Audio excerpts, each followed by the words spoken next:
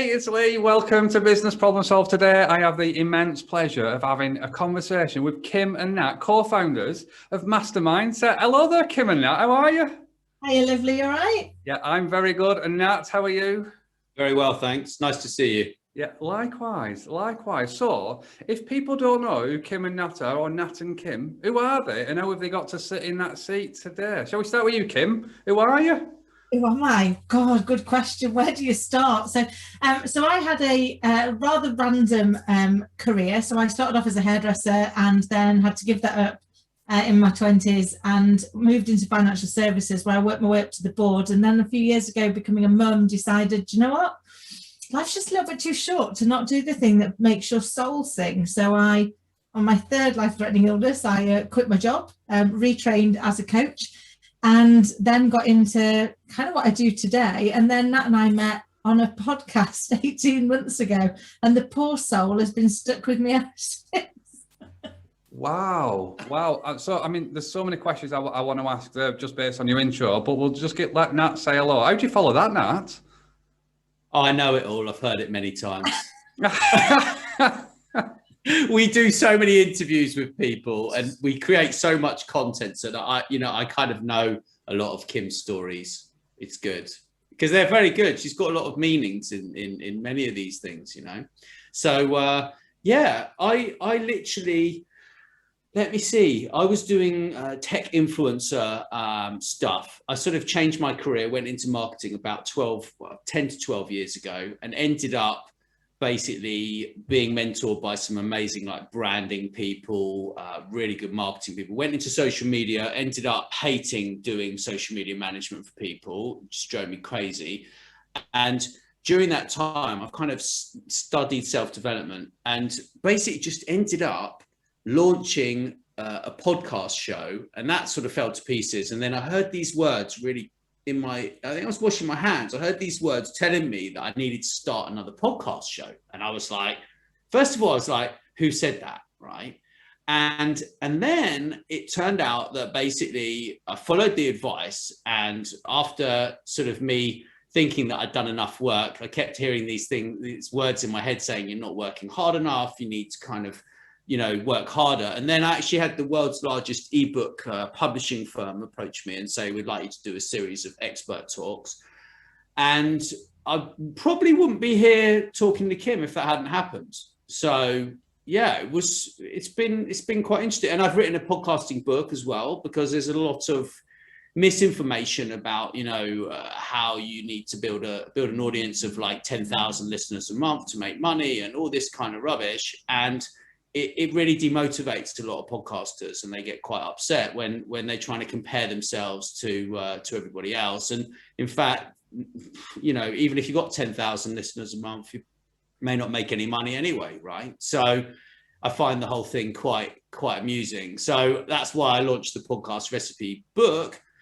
And that's now actually an online course, because MasterMindSet, which Kim and I have founded, is a provider of online and face-to-face training. So we do all sorts of different training. Wow. Okay. Sorry, it's a bit of a long explanation. No, not at all. I mean, there's so much I want to ask you as well, but I've now got podcast envy after speaking after your introduction, Nat, and I think I want some advice and tips on how to have a bigger audience and all of that stuff. But this is about you and not me. So what is MasterMindSet, and how did you both kind of put this together to agree what it was, who it's helping, and all of those things? I don't know who wants to take this question. Kim. The bossy one. So MasterMindSet was really, so I kind of got into masterminds a few years ago as part of studying into how do people really get out of their own way. So having been a previous sufferer of imposter syndrome, and one of the other things that Nat and I co-founded with another friend, Lisa Ventura, was International Imposter Syndrome Awareness Day. So it was all about how do you actually help people to realize that actually we're just doing damage to ourselves, and we can change that, we can take control. And mastermind was originally coined as a phrase by Napoleon Hill back in the late 1920s, and became a key feature in his book Think and Grow Rich that was republished in 1937. And he studied all of the greats. And what he realized was that the power of the mind is what unlocks our potential. So the whole purpose of MasterMindSet is masterminds have become very popular, but I couldn't comfortably sit there and say I'm a mastermind. It's like just a bit, feels a bit like ego. Wasn't really me. But what I could talk about was, how do you master the mindset of the masters? So actually, the original concept of MasterMindSet was to run a mastermind group where we've got some of the top masterminds in their specialty who come along and they teach what they teach. They teach their part of the education, and therefore the group learns from the masters and gets their mindset, so that you can reframe your thinking and get out of your own way. And then off the back of that, we were like, well, how do we reach more people? Because that's very elitist, and there's people that can afford it, but not everybody can. And actually, Nat and I have got a combined purpose, which is actually, how do we get to more people and give them an affordable way to continue to grow, to continue to develop? So we launched MasterMindSet, and then off the back of that, we were like, what if we could help other people, other organizations? So coaches are out there trying to help people, but a lot of coaches know how to coach, but I've got no idea how to run a business. How do they define their niche? How do they work out where they're supposed to go? How do they continuously develop their skill set and their learning?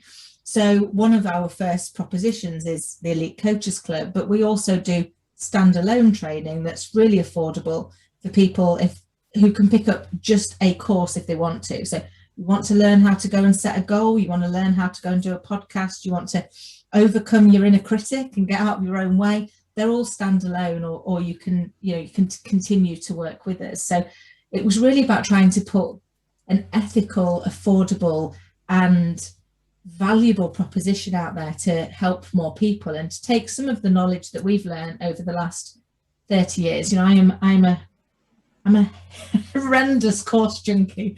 So I've been on more courses than I know what to do with. I've just recently qualified to teach people how to do face whispering, which is where you can read people's facial expressions or determine their personality from their photographs.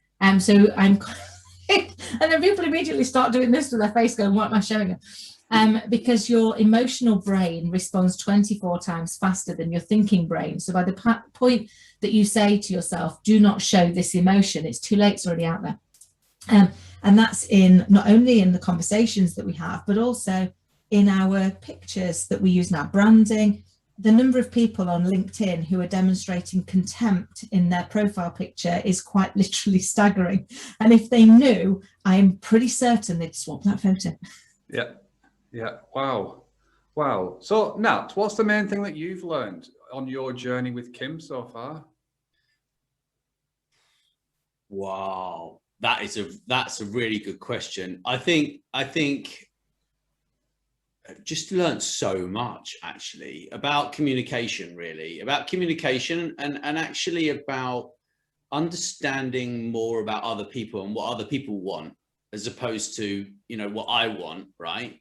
I'd rather just find out what other people want. And I think the most important thing that I learned, which is, let me see, it was amateurs compete and professionals partner. I think Kim might have said something different, but that's pretty much it. And I think that's a really good one. And I think also how to manage my moods, manage my workload as well, really, and just become leaner, become more streamlined in what I'm doing. And I've learned a lot of stuff. Yeah, I love that. Kim, what's the one thing that you've learned most whilst working with Nat? I think you learn every day from everybody you meet if you keep your mind open. So I think for me, it's really helped us to hone our communication skills, to get out of, you can't see your own blind spots because you're blind to them. So actually you need to have somebody who can point them out to you and say, like, this is where you're getting in your own way, or this is where you've got yourself distracted. And I've also learned something that I hadn't recognized in myself, which is I work at a real pace, which is quite literally frightening for most people. And he helps me to rebalance that and to recognize how far I've come, not just how much further I've got to go, which really helps, because, you know, when you are like I think the three of us are, which is where you try and always raise the energy for other people, leave people better than you found them, you can sometimes forget to do that for yourself, and you can kind of get to the end of it, go, oh my God, there was so much more I could do, there's so much more I could have got to, and you can't pour from an empty cup. So unless you have somebody who can help you and say, hold your horses, you've come a long way, or you've done something really good now, you can start to beat yourself up, and that just holds you back. So he is an absolute treasure to work with. Oh, so one thing that sprung into mind when I first met you both was, and people might not realise when they're listening to this, is that you don't live together, and you don't even live in the same country as each other. You're both in different countries. How does this work? And especially in this place we're in now, where everybody's now working from home, remote working and stuff like that. How have you managed to keep it going?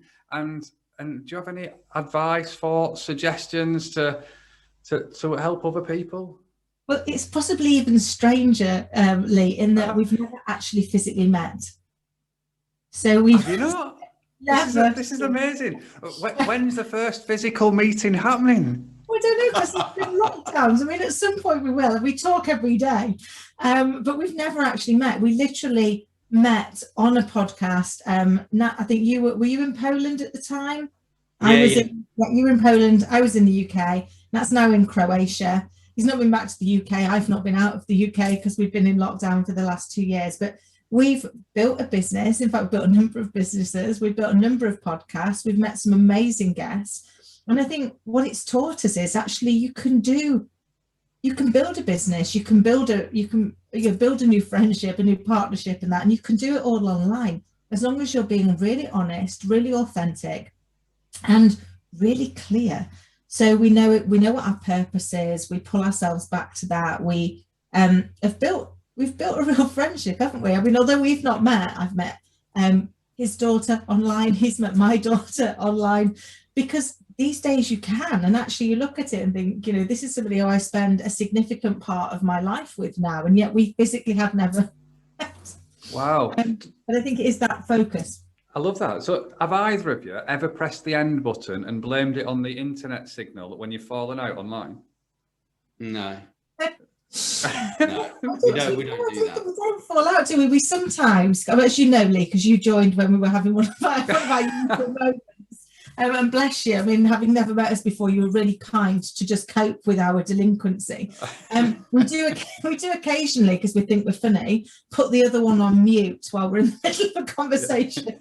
And they're like rants and you're just there. Or one of my personal favourites, but I use this with clients all the time, is we have Lenny. So Lenny is our little friend. And this is around the fact that when we're asking her, where's she going now? When you get really nervous, when you were a kid and you were tackling something that was like just too scary, I don't know if you remember that as long as you had your favourite toy, all of a sudden you could tackle anything. So that big scary slide, as long as you'd got your favourite toy in your hand, you were suddenly invincible. And the same is true when we're adults. So when we find those moments where our inner child is taking over, which is usually at the point that we're getting on each other's nerves, we'll just like bring Lenny in, because it just jolts you out of the fact that actually this is our inner child getting into this space, not the adult us. So actually, how do we step ourselves back and say, as adults, how are we now going to tackle this conversation, and where do we find that common ground? So I suggest everybody finds their own Lenny. Yeah. Yeah.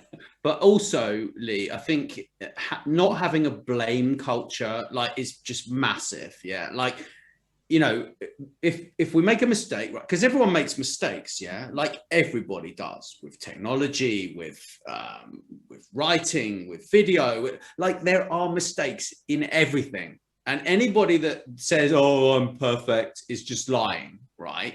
Okay. Because we're all in development. So having people who you work with who just don't have a blame culture, it's kind of like you have ownership. Yeah. Like no one is telling you what to do. No one's giving you grief because you made a mistake. You just literally, you're like, oh, we did this wrong. Let's fix it. And then you both go, or your team goes and you go and fix it. And I think that is like just massive, absolutely massive, because otherwise there's a whole kind of stress that is that is present, and we don't need stress. We already have plenty of stress on a day-to-day. Building businesses, building products is stressful, right? And also I think not needing to lead. Yeah. So for example, like some days I'll be like, well, this is what we've got to do, this is how we're going to do it, and then Kim might say, well, no, that's not really how we need to do this, and I'll be like, okay, well, why? And then she'll tell me why. I'll be like, all right,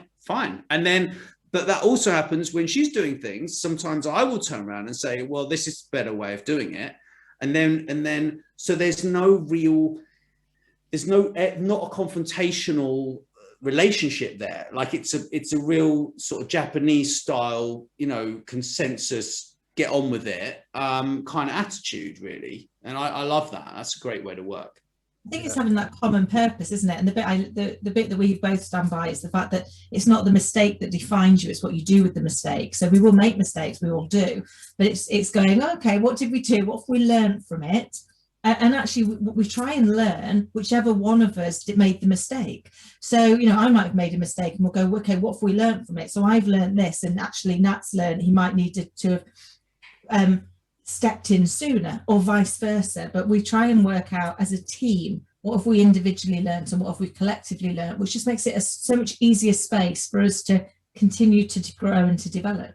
I love that. In a lot of businesses that we work with, mistakes are negative, but what you just articulated there is the positive stuff that comes from, and it's an opportunity, isn't it, to learn and to share and to move forward. So no, I love that. You seem like you get on really well, and that comes across in every conversation that I've had with you so far, and when I've seen you online, and you trust each other as well. And I just keep coming back to that bit that you said a minute ago, Kim, that you've never actually met. Are you two people that naturally extend trust from the off, or have you had to build it, or how is this trusting relationship kind of got to the place it is?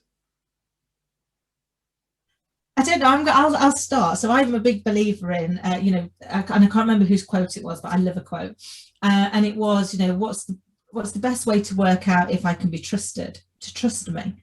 So I've built my career on saying I'll trust everybody until the point where they demonstrate that they don't deserve it, because it's so much easier. It's really hard to earn trust. So I always used to say to people, I spent 20 odd years going and doing transformational change. I used to say to people, don't trust me because my title says that you should. Trust me until I prove to you I'm not worthy, and I will do everything in my power to make sure you never find me unworthy of your trust. And that's been my approach to all relationships, to all business partnerships, to all friendships, because everything we do is built on trust. I think once we've got that part there, and I think once you know that that's where people are coming from, that's their purpose, that's their value set, when they make a mistake, it's because they weren't trying to be untrustworthy. It's because they're human, and you know what, we make mistakes. We are flawed individuals, we are perfectly imperfect, and I love that.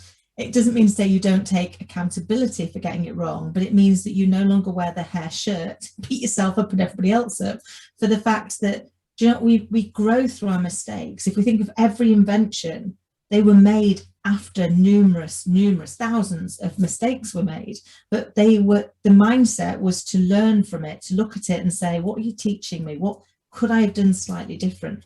And it's never usually that massive piece. I think it's Tony Robbins that says it's the 2 millimeter shift. It's never the massive thing you need to change. It's about the constant, tweaking of the diamond. And as they say, diamonds are just rocks that did really well under pressure. Yeah. What's your take on that? The whole trust thing, Nat, and you and Kim? Well, I think it starts with personal branding, really. And for me, I've kind of trusted a lot of the wrong people in the past, had a lot of relationships in business and personal life that are just not, they're not really taking me in the right direction, right? So I think I was actually expecting the best, but also very analytical in my approach to it. But I think also listening to your gut feeling, listening to your heart, like, does this person actually have my best interests at heart? Are they actually do they want the greater good for people? Like, do they actually care about people? How you know, how am I going to help them to do that, right? And we kind of share a belief in God as well, right? So that is really powerful, you know. Yeah, love it. I still can't get it right in my head that you've never met. I can't get past this at the minute, but this is amazing. So MasterMindSet, and face whispering, and all of these, and so you're lifelong learners, and you're developing and learning more as you go. What's your vision for MasterMindSet in the end? Where do you want it to be? What do you want to take it to? So ideally, we would love it to be almost like the Netflix of education. So people can come along, whatever they want to learn, whether they want to teach their children, whether they want to learn a new hobby for themselves, whether they want to develop their business skill, their business acumen, or their coaching and communication, but one space where they can go and learn whatever they want in a safe environment that allows them to learn at their own pace. And our ultimate aim is that we can use it where, you know, you build enough momentum from it, then actually we can create a foundation and therefore provide the same level of service, the same level of training, and the same level of connectivity to people that currently are unconnected or are in areas where they are unable to afford such things, so that actually we collectively grow, because I think that's where you can have the most impact. Why is it important to you, Nat? Because 48% of the world doesn't have internet access. That's one example.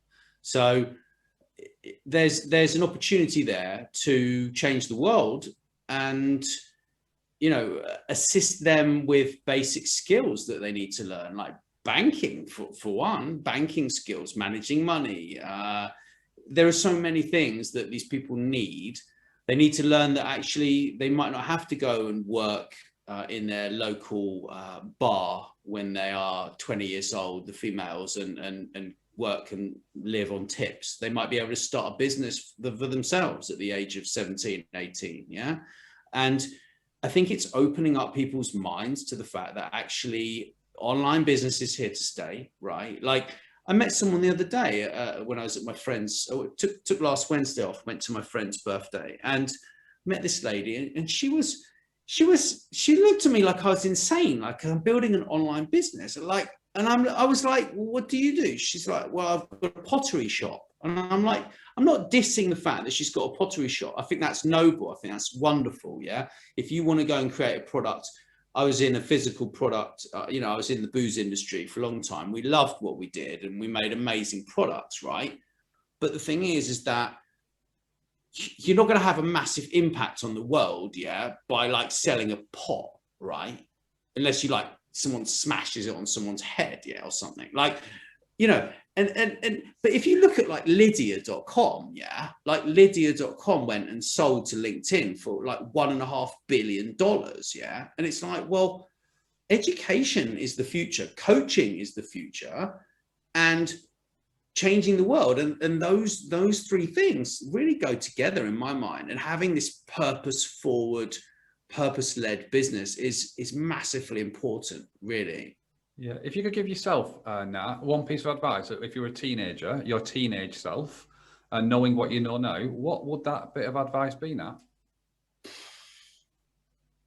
Wow. And the reason why I came to you, Nat, is because Kim still is a teenager, you see, so it's an unfair question for Kim. I'm still going to pay you later.